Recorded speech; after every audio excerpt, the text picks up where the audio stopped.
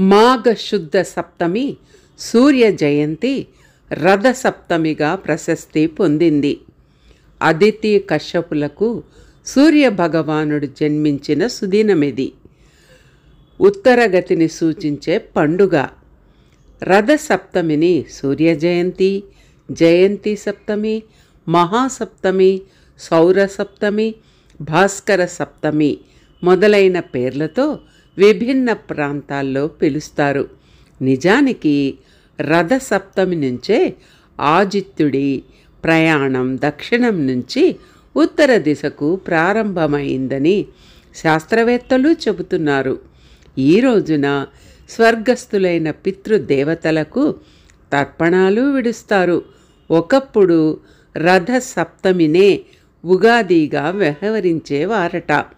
ఇకపోతే రథసప్తమి రోజు జిల్లేడు ఆకుల స్నానం చేయాలని అందరూ అంటుంటారు కదా. అది నిజంగా ఎందుకు చేయాలి, దాని వెనుక ఏమైనా సైంటిఫిక్ రీజన్ ఉందా అనే విషయం గురించి ఈరోజు తెలుసుకుందాం. రథసప్తమి రోజు జిల్లేడు ఆకులను తలపై పెట్టుకొని ఎందుకు స్నానం చేయాలి? జిల్లేడు ఆకులకు రథసప్తమికి సంబంధం ఏమిటి? దీని వెనుక ఏమైనా సైంటిఫిక్ రీజన్ ఉందా అనే విషయం గురించి ఈరోజు తెలుసుకుందాం. ఫిబ్రవరి 16 ఈరోజే రథసప్తమి. జిల్లేడు ఆకులు శరీరం పైన ధరించి తలస్నానం చేసి సూర్యారాధన చేస్తారు. ఎందుకంటే జిల్లేడు చెట్టు సూర్యశక్తిని అత్యధికంగా గ్రహిస్తుంది. ఈ చెట్టు ఆకులను అర్కపత్రాలు అని కూడా అంటారు. ఈ అర్కపత్రాలను గణపతి పూజలో విశేషంగా వాడతారు. మన పూర్వీకులు మనకు అనేక ఆరోగ్య రహస్యాలను మన ఆచారాలతో కలగలిపి అందించారు.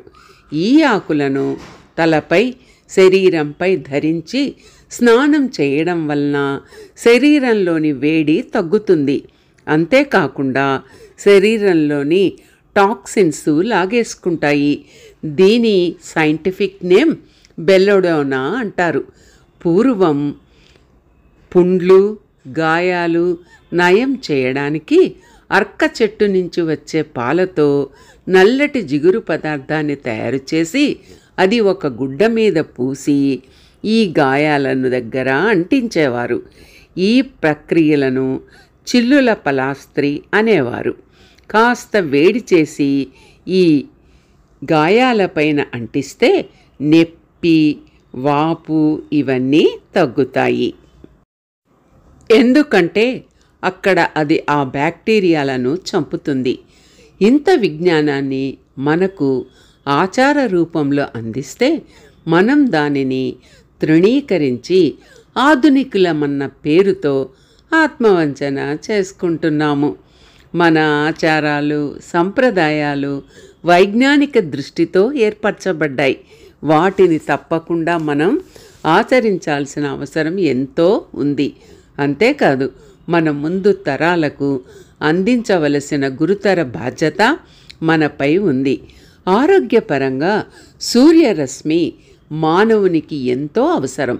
సూర్యుని నుండి వెలువడే లేలేత కిరణాలలో వైటమిన్ డి నిండి ఉంటుంది. ఇది మానవాళికి ఎంతో అవసరం. అందుకే వైద్యులు విటమిన్ డి కోసం కొంతసేపు సూర్యునికి ఎదురుగా నిలబడమని చెబుతారు.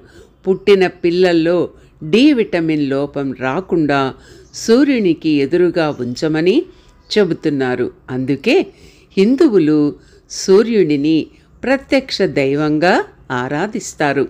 యోగాలో ఒక భాగమైన సూర్య నమస్కారాలు చేయడం వలన సంపూర్ణ ఆరోగ్యం కూడా చేకూరుతుంది.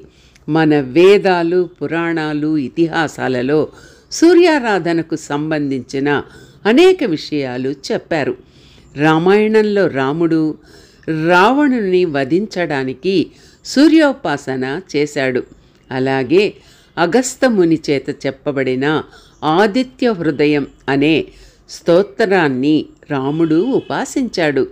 ధర్మరాజు వెంట అడవికి వచ్చిన అనేక మంది పౌరులకు ఆహారాన్ని సమకూర్చడానికి ధర్మరాజు సూర్యోపాసన చేసి అక్షయ పాత్రను పొందినట్లు మహాభారతం చెబుతుంది. ఈ భూమిపైన జీవరాశుల మనుగడకు సూర్యుడే కారణం. ఈ కారణంగానే భానుడిని కనిపించే దేవుడు అంటారు. హిందూ సంప్రదాయ ప్రకారం సూర్యాధనకు ఎంతో విశిష్టత ఉంది. అన్నదాత, ఆరోగ్య ప్రదాత అయిన సూర్య భగవానుని ఆరాధించే రోజును రథసప్తమిగా జరుపుకుంటారు. ప్రకృతి ప్రేమికులైన భారతీయులు ప్రకృతి శక్తులను ఆరాధిస్తారు. సూర్య భగవానుని రథానికి 7 అశ్వాలు ఉంటాయి. ఈ 7 అశ్వాలు 7 రంగులకు 7 వారాలకు ప్రతీకలుగా చెబుతారు.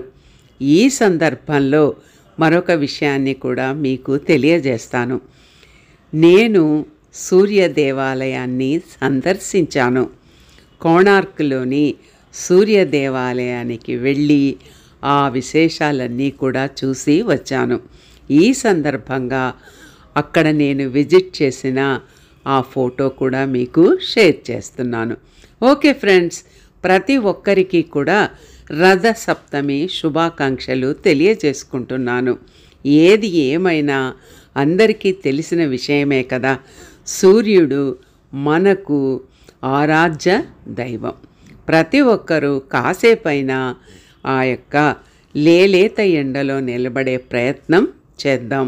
అంతేకాదు, ఎప్పుడూ ఇంట్లోనే ఉంటే సూర్యరశ్మి మనకి ఎలా తగులుతుంది చెప్పండి. అందుకే అప్పుడప్పుడు కనీసం లేత ఎండ కాకపోయినా ఎండలో కాసేపైనా తిరిగి రండి. అప్పుడు మనకు కాస్త కూస్తో వైటమిన్ డి వస్తుంది. Okay friends, all of you take care. Bye bye. అందరికీ కూడా మరొక్కసారి విన్నపం, ఇది మీకు నచ్చినట్లయితే తప్పకుండా లైక్ చేయండి, ఇతరులతో షేర్ చేయండి, అలాగే నా ఛానల్ను సబ్స్క్రైబ్ చేసుకోండి. Okay, bye bye.